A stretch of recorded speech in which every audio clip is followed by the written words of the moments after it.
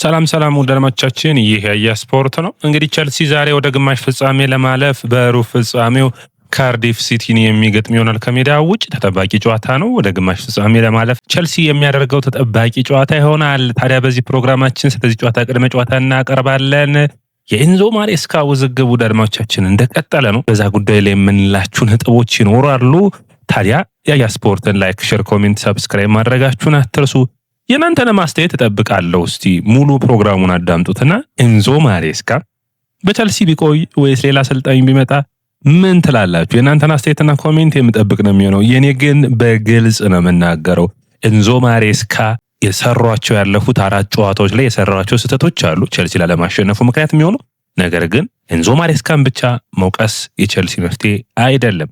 የቸልሲ መወቀስ የሚጠበቅባቸው መጀመሪያ ቦርዱና ባለቤቶቹ ናቸው።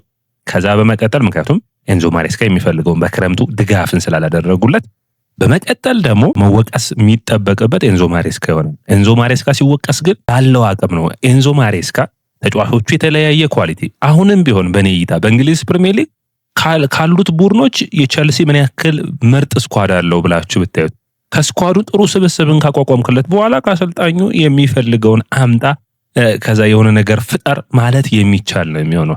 ነገር ግን ስኳዱ አሰልጣኙ የሚፈልጋቸው ነገሮች ሳይሟሉ የተጫዋቾችንና ሁሉን ነገር ኤንዞ ማሬስካ እንዲሸከም ማድረግ ትክክለኛ ተግባር ነው ብዬ አላስብም። የእናንተን አስተያየት ታዲያ ኮሜንት የምጠብቅ ነው የሚሆነው። ይህ ያያ ስፖርት ነው። እንግዲህ መጀመሪያ መረጃዎችን ስናይ እንግዲህ የቸልሲ ባለፉት ጨዋታዎች ሊንከን ሲቲ 2-1 አሸነፈ። ወልብስን ሞሊኒክስ ድረስ በመሄድ 4-3 አሸነፈ። እነዚህ ሁለት ጨዋታዎችን ማለፉን ተከትሎ አሁን በሩብ ፍጻሜ ወደ ግማሽ ፍጻሜ ለማለፍ ጥረቶችን እየሰራ ነው የሚገኘው። እንግዲህ ቸልሲ ይህ ማለት በ3 ውድድሮች ባለፉት የ3 ውድድሮች ዛሬ የሚያሸንፍ ከሆነ 3ኛ ግማሽ ፍጻሜው ነው የሚሆነው። ያለፉትን 2 ውድድሮች በግማሽ ፍጻሜው ከተሳተፈ በኋላ ዋንጫዎችን አንስተዋል አይደለም። አስገራሚ ፐርፎርማንስ የታየበት የኮንፈረንስ ሊጉና እንዲሁም ደግሞ የክለቦች የዓለም ዋንጫን ካራባኦ ካፑንስ ማሸነፍ ይችላል ወይ? ትልቁ ከፊታቸው የሚገኘው ጨዋታ የሚሆነው እሱ ነው። ካርዲፍ ሲቲ ተጠባቂ ቡድን የሚሆነው እንግዲህ መነሳት የሚጠበቅበት ቸልሲ ካለፉት ጨዋታዎች 4 ጨዋታዎች ያለማሸነፍ ጉዞ በኋላ ወደ ማሸነፍ ተመልሰዋል። በጥሩ ብቃት ኤቨርተን 2-0 አሸንፈዋል። አሁን የኛውን ብቃትና የኛውን ፐርፎርማንስ ማስቀጠል ነው የሚያስፈልገው። ታዲያ ካርዲፍ ወደ ግማሽ ፍጻሜው ለማለፍ ይፈልጋሉ። እንግዲህ የብሪያን ቤሪ መርፊ ቡድን ጥሩ ብቃት ላይ ነው የሚገኙት። ነገር ግን እንደ ቡድንና ደግሞ እንደ አቅም ቸልሲ ከካርዲፍ ከፍ ያለ ነውና ዛሬ በቀላሉ ቸልሲ ያሸንፋል ተብሎ ይጠበቃል። ነገር ግን ከሜዳ ውጭ የሚደረጉ የካራባኦ ካፕ ጨዋታዎች በአስደማሚ ሁኔታዎችን አሳይተውናልና ጥንቃቄ የሚያስፈልግ ነው። ታዲያ ይህ የሊጋ አንድ ቡድን ባለፉት 6 ጨዋታዎች 1 ሽንፈት ብቻ ነው ያስተናገደው። ኩኩሬላ በዚህ ጨዋታ ላይ የማይኖር ይሆናል። ሃቶ ነው የሚተካው።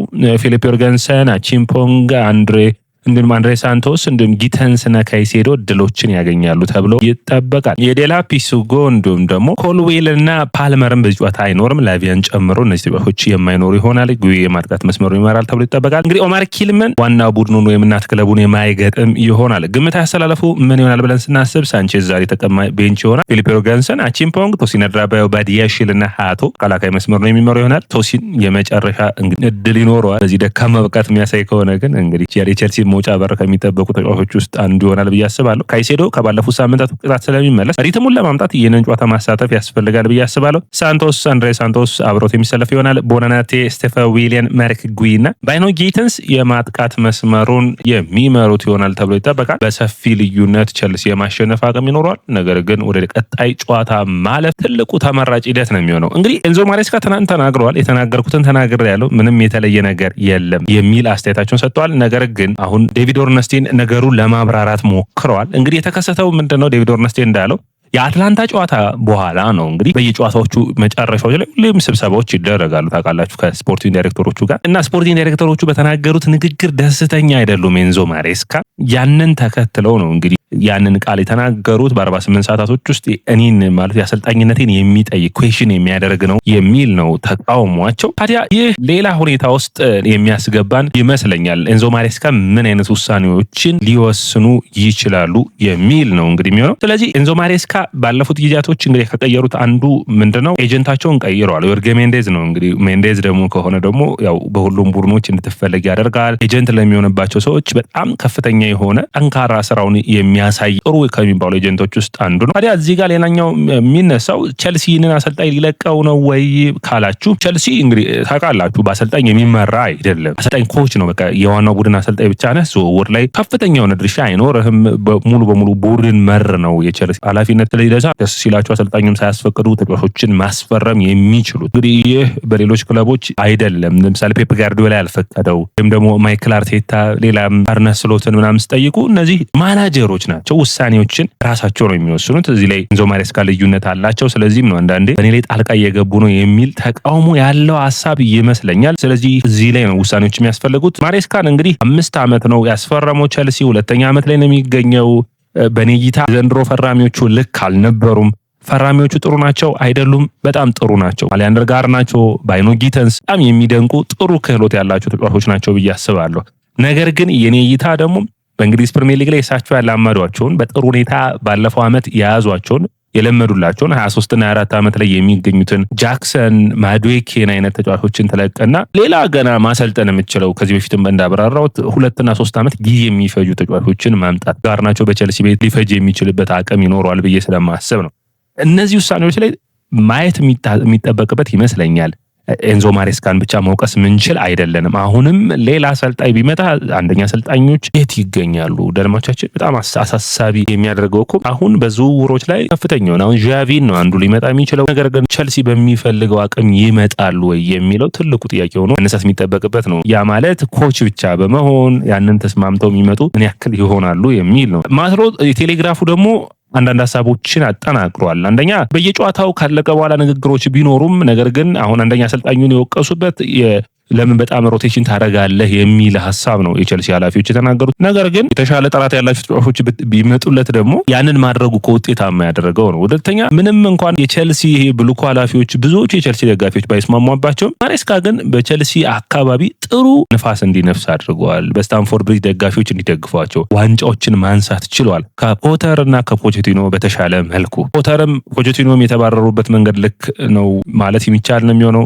ሜቢ ፖቼቲኖን ትንሽ የሚያሳዝን ቢሆንም ነገር ግን አሰልጣኙ የሚፈልገውን ነገር ሳታቀርብ መውቀስ ልክ ነው። ኤንዞ ማሬስካን ስንገመገም በተጫዋቾቹ መሻሻል ከሆነ በኔይታ ማዱዌኬና ጃክሰንን አምና ለማሻሻል ሞክረዋል። በጥሩ ሁኔታ ብዬ ነው ለማሻሻል ምንም እንኳን ወደ ሌላ ክለብ ቢሄዱም ሌሎች ተጫዋቾችም ፓልመር፣ ካይሴዶና ኩኩሬላ እሳቸው ከመምጣታቸው በፊትም ጥሩ ነበሩ። ነገር ግን ካይሴዶ በጣም ወጥ የሆነው በሳቸው ነው። በተለይ ኩኩሬላም በቸልሲ ቤት ውስጥ በጣም የተለየ ሚና ሲኖሩ አይተናል። ጉስቶ፣ ኮልዊል፣ ፎፋና፣ ጄምስ በተለይ እንግዲህ ከነዛ ሁሉ ጉዳቶች አውጣው የቸልሲ ዋና የጀርባ አጥንት ያደርጉት ይሄ የሚደነቅ ስራቸው ሆኖ መነሳት የሚጠበቅበት ነው። ወጥነት ጥያቄ መሆን የሚነሳበት ነው። ነገር ግን አንዳንዴ ማለት በ2 ዓመት እንግሊዝ ፕሪሚየር ሊግ ላይ ዋንጫ ማንሳት ይቻላል ብዬ አሰልጣኝን መናገር ልክ ነው ብዬ አላስብም። ስለዚህ አንደኛ መታገስ ያስፈልጋል። ሁለተኛ የሚያስፈልገውን ሙሉ በሙሉ ቡድኑ የሚፈልገውን ነገር መሟላት የሚያስፈልግ ነው የሚሆነው። ታዲያ እንግዲህ ኤንዞ ማሬስካ የተናገርኩትን ተናግሬያለሁ። በእንግሊዝኛ የተናገርኩት በስፓኒሽ በጣሊያንኛ ወይም በሌላ ንግግር አይደለም። ስለዚህ በግልጽ ስሙኝ የሚል ነው። እንግዲህ ብዙዎቹ የሚያነሱት አንዱ አማራጭ የሚሆነው እንግዲህ ዮርጌ ሜንዴዝ መምጣቱን ተከትሎ ወደ ዩቬ ያቀናሉ የሚል ነው። አሳሳቢ ነው። ዩቬ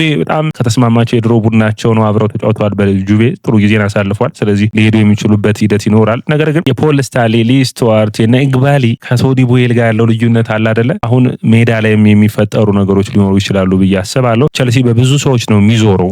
ስለዚህ አንዳንድ ሰው መሪው ዳይሬክት የሚታወቅ ከሆነ ለምሳሌ አብራሞቪች በነበሩበት ጊዜ ካልቻልክ ያሰናብቷል። በእሳቸው ውሳኔ ልክ የሚሆኑ ስህተት የሚሆን በግራ መጋባት ውስጥ አቆይም እና አሁን ይሄ መወያያ ርዕሱ ነው። ቸልሲ ሌላ ነገር ላይ ማተኮር ሲጠበቅበት በመምጣቱ የሚያሳዝን ነው። እንግዲህ የሚቀጥሉት ቀናቶች ለኤንዞ ማሬስካ ውጤታማነት እንዲሁም ደግሞ ቸልሲ በውጤታማነቱ ይቀጥላል የሚታይ ነው የሚሆነው። በኔ እይታ ግን አሁንም አዲስ አሰልጣኝ መጣ። አዲስ ረጅም ጊዜ ማለት አንድ አዲስ አሰልጣኝ ቢመጣ አትሊስት የክረምት የዝውውር ጊዜ ይሰጠው የራሱን ተጫዋቾች እስከሚያመጣ ይባላል። ገና 1 ዓመት ነው ይባላል። 2 ዓመት ማለትም ከኔክስት ይር በኋላ ነው ከቀጣዩ ዓመት መጨረሻ በኋላ ነው ስለ አሰልጣኙ ማውራት የሚቻለውና እኔታ ማሬስካ በአሁን ካሉት አሰልጣኞች በጣም የተሻለ አሰልጣኝ ነው። የሚያስፈልጉ ተጫዋቾች ይቀርቡለት የተሻለ በሱ ስታንዳርድ የሚላቸውን ከዛ በኋላ አሰልጣኙን መፈተን የሚቻል ይመስለኛል። ነገር ግን በዚህ ስብስብ ለምሳሌ ቶፕ 4 ማጠናቀቅ ይጠበቅበት። ቶፕ 4 ዝቅ ያለ ውጤት አሁንም አይጠበቅም። ዋንጫዎችን ማሸነፍም በዚህ ስብስብ ይጠበቅበታል ብዬ አስባለሁ። ካራቦ ካፕ ወይም ኤፍ ኤ ካፕ ካላስቸገረው በስተቀር ከፍተኛ የሆነ ጉዳት ካልመጣ በስተቀር። ወደ አድማቻችን ያያ ስፖርት ነው ቬጋ ስፖርትን ላይክ፣ ሼር፣ ኮሜንት፣ ሰብስክራይብ ማድረጋችሁን አትርሱ።